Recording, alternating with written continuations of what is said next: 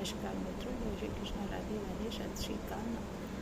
आज कुंडली के 12 भावों में से आज हम 9वें भाव की चर्चा करेंगे। यदि भाग्येश यानी कि नवमेश नवम भाव का स्वामी अपनी उच्च राशि या मूल त्रिकोण राशि अथवा स्वराशि का होकर केंद्र में स्थित हो अथवा लग्नेश बलवान हो तो लक्ष्मी हो।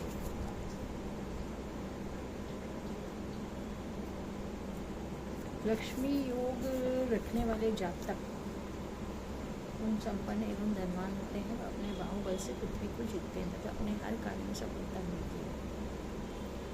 लग्नेश यदि बलवान हो, केंद्र में हो, त्रिकोण में हो तो ये फल प्राप्त होते हैं।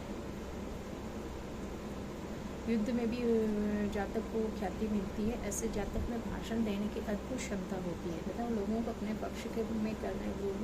पक्ष में करने की क्षमता रखता है तथा अपनी बात उनसे मनवा लेता है।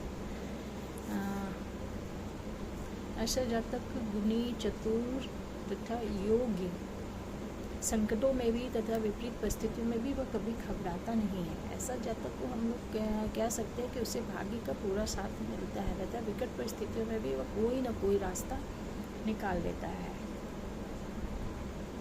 वह ख्याति प्राप्त होता है, उसकी प्रसिद्धि चारों दिशाओं में फैलती है। लक्ष्मी योग में नवम भाव के स्वामी को भी अधिक महत्व दिया जाता है क्योंकि यह भाग्य की वृद्धि में सहायक तो होता ही है, साथ ही केंद्र में बैठकर ख्याति भी देता है मनुष्य को। इसके अतिरिक्त नवम भाव की स्थिति अगर तृतीय स्थान पर भी दृष्टि रहती है, इसके अतिरिक्त नवम भाव की तृतीय भाव पर भी दृष्टि होती है, जिसके फलस्वरूप जातक बाहुबली या संघर्षों में अविचलित होने वाला होता है। उसकी किसी भी परिस्थिति में वह घबराता नहीं है, उसे भाग्य का सपोर्ट हमेशा मिलता है। और ऐसी कुंडली को हम लोग लक्ष्मी योग कहते हैं।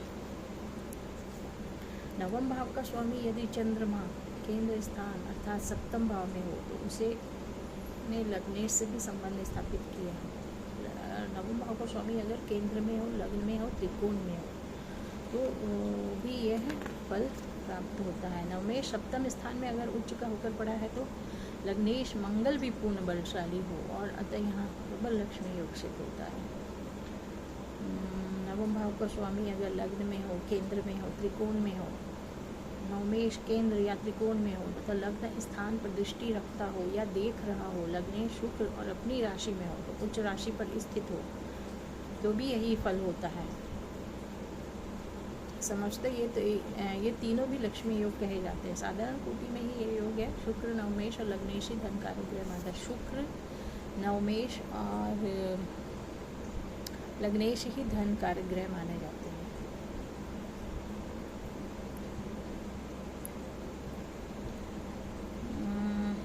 अगर आपकी कुंडली में भी एक केंद्र में, त्रिकोण में, भाग्य में या केंद्र में, त्रिकोण में, भाग्य भाव में बैठे हों तो आप अपनी कुंडली भाग्यशाली कुंडली कह सकते हैं तथा